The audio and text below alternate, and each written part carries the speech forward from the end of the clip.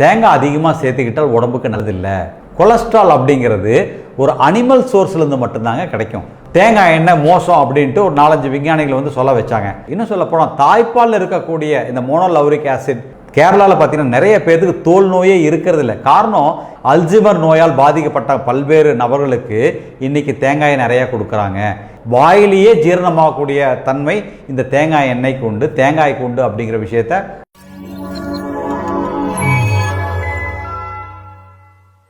Welcome back to Aathichudi channel. இன்னைக்கு ஒரு super ஃபுட்டை பற்றி நான் பேச போகிறேங்க. என்னது சூப்பர் ஃபுட்டா அப்படின்னு உங்களுக்கு எல்லாத்துக்குமே ஒரு கேள்வி வரும். ரொம்ப சிம்பிளான ஃபுட்டு தாங்க. ஆனால் இது சூப்பர் ஃபுட்டுன்னு இன்றைக்கி எல்லா இடத்துலையும் எல்லா நாட்டிலையும் ப்ரொமோட் பண்ணிட்டு வந்துட்டுருக்காங்க. அது வேறு ஒன்றும் இல்லைங்க, நம்ம ஊர் தேங்காய் தாங்க. தேங்காய், தேங்காய் எண்ணெய், தேங்காய் பால் எவ்வளோ ஒரு ஆரோக்கியமான உணவு. ஆனால் பல்வேறு வருஷங்களாக பார்த்தீங்கன்னா நம்ம டாக்டர்ஸும் சரி, வெளிநாட்டில் கூடிய டாக்டர்ஸும் சரி, உணவு ஆலோசகரும் சரி பார்த்திங்கன்னா தேங்காய் அதிகமாக சேர்த்துக்கிட்டால் உடம்புக்கு நல்லதில்லை, கொலஸ்ட்ரால் அதிகமாயிரும், இதனால் இருதய நோய் வர வாய்ப்பு இருக்குது, குறிப்பாக கரோனரி ஆர்டரி டிசீஸ் இது வர வாய்ப்பு இருக்குது அப்படின்ட்டு ஒரு கருத்து ரொம்ப நாளாக உலவிட்டு இருந்துச்சுங்க.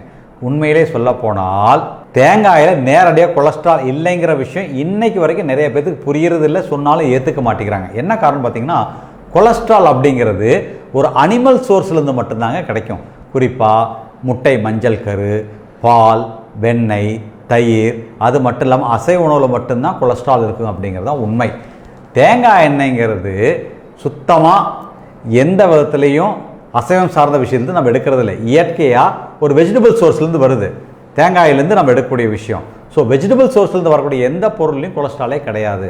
அது மட்டும் இல்லாமல் பார்த்தீங்கன்னா தேங்காய் எண்ணெய் பார்த்தீங்கன்னா ஒரு தாய்ப்பாலுக்கு சமமாக இருக்கக்கூடிய ஒரு விஷயம், தாய்ப்பாலுக்கு ஈக்குவலாக இருக்கக்கூடிய விஷயன்ட்டு முன்னாள் மேங்களூர் யூனிவர்சிட்டியினுடைய விசி, அதாவது வைஸ் சான்சலர் டாக்டர் B.A. மேக்டே பல முறை சொல்லியிருக்காங்க. கிட்டத்தட்ட இந்த வீடியோனுடைய இன்ஸ்பிரேஷனே பார்த்தீங்கன்னா அவர்கிட்ட இருந்து தான் நான் சொல்லுவேன். பார்த்தீங்கன்னா அவர் பல முறை சொல்லியிருக்காரு. என்ன காரணம் பார்த்தீங்கன்னா தேங்காய் எண்ணெயில் இருக்கக்கூடிய ஒரு கொழுப்பு அமிலம், அதாவது மோனோலௌரிக் ஆசிட், இதே கொழுப்பு அமிலம் தான் தாய்ப்பால்லையும் இருக்குது. இன்னும் சொல்ல போனால் தாய்ப்பாலில் இருக்கக்கூடிய இந்த மோனோலௌரிக் ஆசிட் அமிலம் தான் இந்த தேங்காய் எண்ணெயில் இருக்குது. ஸோ தாய்ப்பாலுக்கு சமமானது இந்த தேங்காய் எண்ணெய். என்ன காரணம் பார்த்தீங்கன்னா ஒரு குழந்தை தன் தாய்ப்பால் குடிக்கும் பொழுது அந்த மோனோலௌரிக் ஆசிட் வந்து வாயில் இருக்கக்கூடிய அந்த எச்சில் சலைவால் இருக்கக்கூடிய பான்கிரியாட்டிக் லைபேஸ் வந்து குழந்தைகளுக்கு இருக்காது. அந்த சலைவால் இருக்கக்கூடிய லைபேஸ் சலைவா லைபேஸே பார்த்தீங்கன்னா இது ஈஸியாக ஜீரணமாயிரும். வாயிலேயே ஜீரணமாகக்கூடிய தன்மை இந்த தேங்காய் எண்ணெய்க்கு உண்டு, தேங்காய்க்கு உண்டு அப்படிங்கிற விஷயத்த அவர் சொல்லியிருக்காரு. எப்படின்னு பார்த்தீங்கன்னா வாயில் ஜீரணமாகி இந்த தேங்காயில் இருக்கக்கூடிய அந்த கொழுப்பு அமிலமானது இந்த கீட்டோன் ஆமாடி நேரடியாக உடம்பு பயன்பாட்டுக்கு எடுத்துக்கும் அப்படிங்கிற விஷயத்த இன்னைக்கு கண்டுபிடிச்சிருக்காங்க.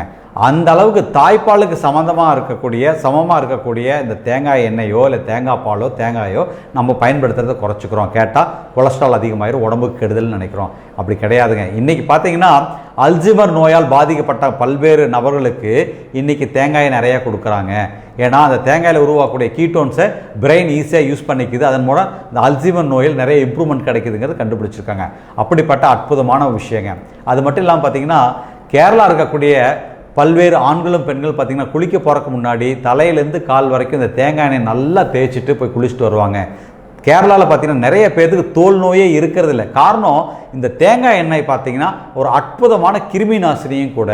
அது மட்டும் இல்லாமல் தோலை நல்லா வனப்பாக வச்சுக்கும். ஒரு தேங்காய் எண்ணெய் வந்து அற்புதமான கண்டிஷனரும் கூட. முடியை வந்து ஆரோக்கியமாக போஷாக்காக வச்சுக்கிறக்கும் இது உதவியாக இருக்குது. ஆரோக்கியமாக போஷாக்கானா ஒரு பளபளன்னு ஒரு லஸ்டராக முடி ஒன்றோட ஒன்று ஒட்டாமல் அவ்வளோ அற்புதமாக வச்சுக்கூடிய ஒரு அற்புதமான கண்டிஷனராக இது விளங்குது. அப்படிப்பட்ட தேங்காய் எண்ணெயை நாம் தவறாக புரிஞ்சுக்கிட்டு தேங்காயை பயன்படுத்துறதையும் தேங்காய் எண்ணெய் யூஸ் பண்ணுறதையும் நம்ம குறைச்சிக்கிறோங்க. கிட்டத்தட்ட 1940 வரைக்கும் பார்த்தீங்கன்னா அமெரிக்காவில் தேங்காய் எண்ணெயை வந்து ஒரு டெமனைஸ் பண்ணிட்டாங்க. அது ஒரு மோசமான உணர்வாகவே சொல்லிட்டாங்க. என்ன காரணம் பார்த்தீங்கன்னா அங்கே சோயா வந்து நிறையா ப்ரொடியூஸ் ஆகும் பொழுது அந்த சோயாக்கான தேவையும் விற்பனை சரியாக இல்லாத பட்சத்தில் அதை எப்படி மார்க்கெட் பண்ணுன்னு பார்க்கும் பொழுது அதே சமயத்தில் ஒரு பொலிட்டிக்கல் லாபியும் நடந்துச்சு. அடுத்த எலெக்ஷனில் ஒரு பிரசிடென்ட் செலக்ட் ஆகி வரோம்னா இந்த விவசாயிகள் சோயா பீன்ஸை உற்பத்தி பண்ணக்கூடிய விவசாயிகளுக்கு அது ஒரு நல்ல பிஸ்னஸ் நடக்கணும் அப்படின்னு என்ன பண்ணலாம், தேங்காய் எண்ணெய் மோசம் அப்படின்ட்டு ஒரு 4-5 விஞ்ஞானிகள் வந்து சொல்ல வச்சாங்க.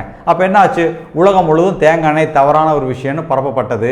அதனுடைய தேங்காய் எண்ணெயுடைய பயன்பாட்டு குறைஞ்சிட்டு வந்துச்சு. ஆனால் கேரளாவில் பார்த்தீங்கன்னா எல்லா விஷயத்தையும் தேங்காய் எண்ணெய் பயன்படுத்துகிறாங்க.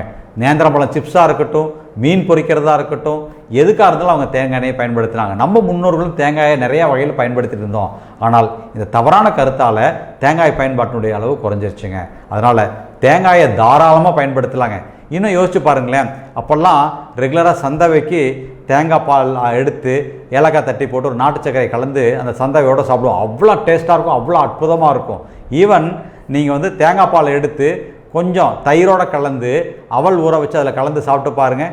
அற்புதமான ரெகுலராக சாப்பிடக்கூடிய தயிர் சாதத்தை விட இந்த அவல் தயிர் சாதம் அவ்வளோ அருமையாக இருக்கும். தேங்காய் பால் கலந்து அவல் தயிர் சாதம் அவ்வளோ அருமையாக இருக்குங்க. இவ்வளோ ஒரு மாமருந்தாக விளங்கக்கூடிய இந்த தேங்காயை தாராளமாக நம்ம உணவில் அன்றாடம் பயன்படுத்திக்கலாங்க. இது ரியலாக ஒரு சூப்பர் ஃபுட்டுங்க, சூப்பர் ஹீரோ கூடங்க. ஸோ இந்த வீடியோ உங்களுக்கு எல்லாத்துக்கும் பிடிச்சிருக்குன்னு நினைக்கிறேன். பிடித்திருந்தால் லைக் பண்ணுங்கள், கமெண்ட் பண்ணுங்கள், மறக்காமல் தேங்காய் உடைக்கிற மாதிரி ஷேர் பண்ணுங்கள் எல்லாத்துட்டையும். நன்றி, வணக்கம்.